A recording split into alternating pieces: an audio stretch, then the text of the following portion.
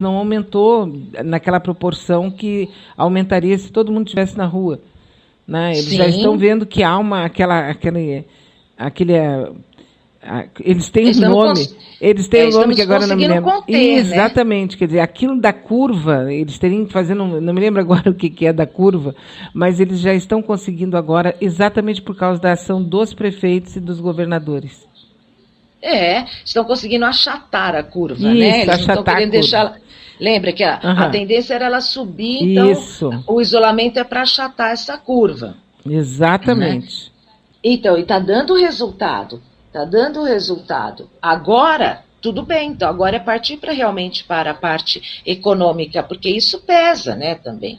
Entendeu? O trabalhador não está podendo trabalar, Não, e né? E os as pessoas empresários precisam estão comer. perdendo, né? Empresários estão Estão perdendo. E perdendo. agora eles querem ainda existem aqueles que querem fazer a tributação sobre grandes riquezas. Então, quer dizer, os caras agora tá apertando para todo mundo. Ótimo. Não é mesmo? Uhum. Então, eu acho que é assim, sabe, Beatriz? Começam a aparecer as possibilidades da gente passar por isso, né, sem quebrar o país. É possível passar por isso sem quebrar o país. Não, Sabe, quebrar o cada dia país isso até fica mais agora. claro. Quebrar o país até agora, o Sarney não conseguiu, o Collor não conseguiu, ninguém conseguiu ainda, porque o país é muito rico. Eles só quebram mesmo é o povo. Eles só fazem é contra o povo, né? É que assim, como essa situação é muito inédita para todo mundo, né? Ela está mexendo no bolso de todo mundo, né? Então, assim, se a economia que já não ia bem das pernas, por mais que eles tentassem nos enganar com números e índices Uhum. assim que não correspondiam com a realidade, não é mesmo? Né? Sim. Agora ela mergulhou no escuro, né? No caos total. Uhum. Certo? Mas, olha aí, estão aparecendo as saídas, os próprios governadores estão apontando essa saída, e quando a gente fala de governador, a gente está falando do Caiado, né? A gente está falando do Dória, a gente está falando do Witzel, olha isso, né? Quando que a gente imaginou uma coisa dessa? Né? Eles se dobrando a renda básica de cidadania, Beatriz. Ou seja, essa sempre foi a saída, e como diz o Suplicy, né, a saída é pela porta, a saída é simples. Né? Agora a saída é o governo federal abrir o cofre e mostrar o quanto tem lá e o quanto ele pode bancar. Assim como o Trump está fazendo lá. O Trump está fazendo exatamente isso. Por quê? Porque o Trump não quer que os Estados Unidos, que a economia dos Estados Unidos derreta de uma hora para outra, e principalmente nas mãos dele, né? Certamente. Que momento, aliás, desde o momento que começou tudo isso, a gente está nessa, né? Que momento que a gente está vivendo. Que momento, né, Beatriz? É Que histórico, né? Isso é momento.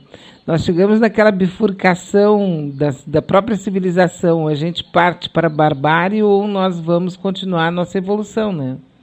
Porque o que está em jogo mesmo é a própria preservação da espécie agora, né? Uhum. É isso que está em jogo, né? É a própria preservação da raça humana, né? Porque, como dizem alguns virologistas, a gente está falando ainda de um vírus, né, que é até um tanto quanto amigável, né? Mas outros podem vir se a gente continuar aí, sabe, detonando o planeta, não tendo responsabilidade com relação ao planeta, com relação à distribuição de alimentos, à distribuição de renda, infraestrutura, saneamento básico, e por aí vai, né, Beatriz? Sem dúvida, Verinha. A gente tem muito que ver, que falar, que conversar, que acompanhar esses momentos, porque são momentos históricos que nós estamos vivendo. Que bom, Beatriz. Então eu vim mesmo hoje para falar um pouco dessa notícia, porque eu achei que ela, assim, ela é uma luz, ela é um alento, né? E também para dizer, né, que essa é uma lei do presidente Lula, né? Então quer dizer que mais uma vez o Lula se torna gigante, né? No momento crítico do mundo, né? Incrível. Daqui a pouco a gente vai ouvir a conversa dele com a Haddad. Vai ser muito bom. Então tá bom, Beatriz, vou deixar vocês aí, continuar conversando mais com o pessoal de vocês, deixando aqui um forte abraço para todos, tá? Mas fica com a gente, porque está muito boa, especial a tua companhia e as tuas participações, sempre com informações que não ficam apenas, né, a São Paulo e tal. Não, a gente está falando de Brasil mesmo. Agora a gente está falando mesmo de nação, né, Beatriz? Que bom isso, nossa, sabe? É aquilo que eu estava pensando hoje de manhã, né? O Criador é cheio de graças, né, Beatriz? Sem dúvida. Um abraço, amiga. Obrigada. Beijão, querida. Vou continuar te ouvindo, tá? Tá certo. Um beijão. Qualquer coisa me chama. Tá legal. Então, eu conversei e que conversa com a Vera Gagliardi, não é? Não é uma coisa simples. Não vai acontecer como num passe de mágica. Não existe mágica. Né? O Newton Ville, ele coloca que toda vez que o mal é levado ao seu limite, ele destrói a si mesmo. Após o que, a ordem das coisas retorna à superfície. Aldous Huxley. Esse aí sabia das coisas, né? Temos aqui uma participação, não é? Uma mensagem de voz. Vamos ouvi-lo. Oi, Bia, bom dia. Newton Ville, esposa da Rosane Ville. Um grande abraço para todos dentro do possível nessa situação. Ô, Bia, eu queria ver, eu vi na internet que os governadores se reuniram em videoconferência junto com o Maia para tratar sobre a contenção da doença e que reforçaram o isolamento. Todos os governadores, menos o do Distrito Federal. Essa notícia procede, eles estão indo na contramão do Bolsonaro.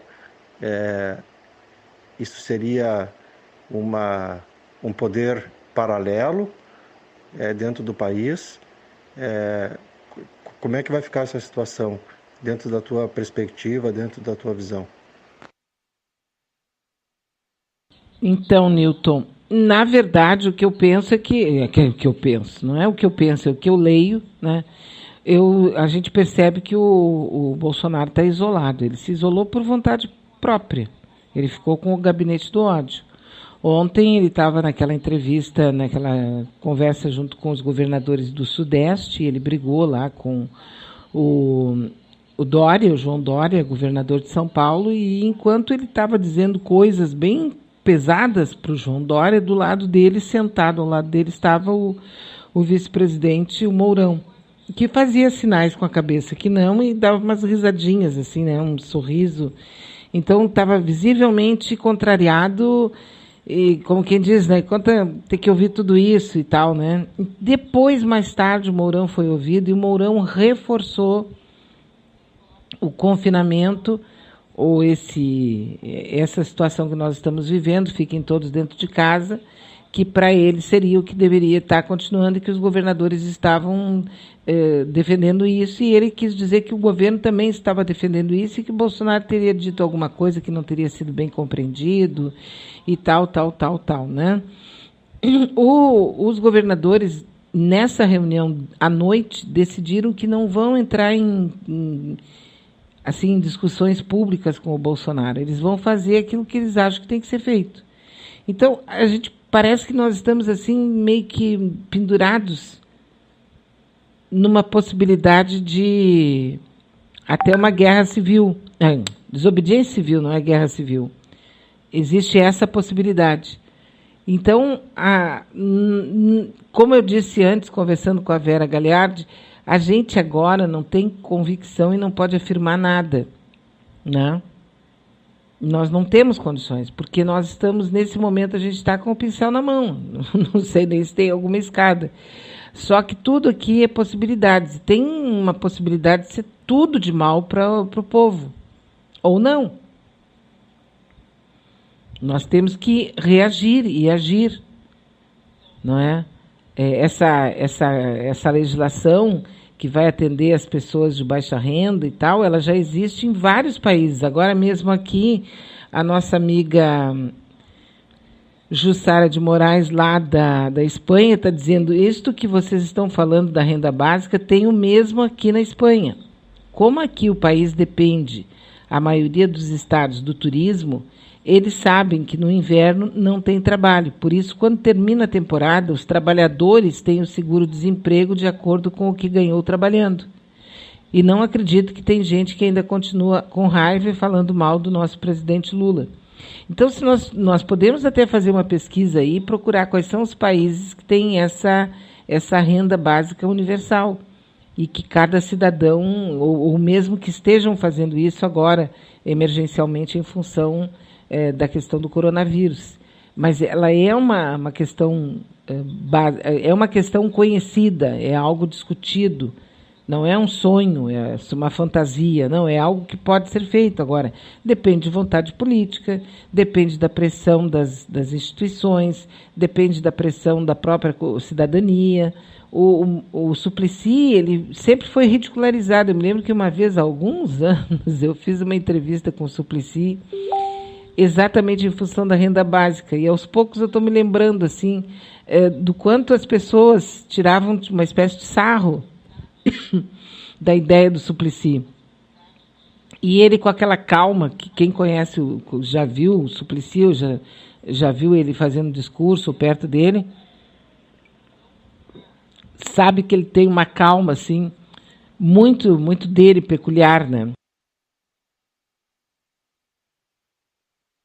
Então ele vem fazendo essa defesa já faz bom, eu acredito que desde a década de 90, com certeza.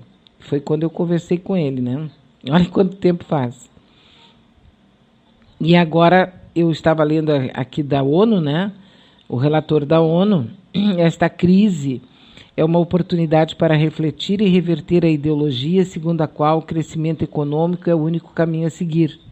Em particular, nos pede que questionemos e alteremos nossos padrões de comportamento de consumo, se levarmos a sério a tentativa de garantir os direitos humanos para todos e a proteção do meio ambiente, porque uma coisa está intrinsecamente ligada à outra. Observem que as regiões com maior nível de comprometimento da natureza, com maior nível de sujeira, de comprometimento, de poluição, tu vai encontrar em lugares os mais pobres, os mais miseráveis.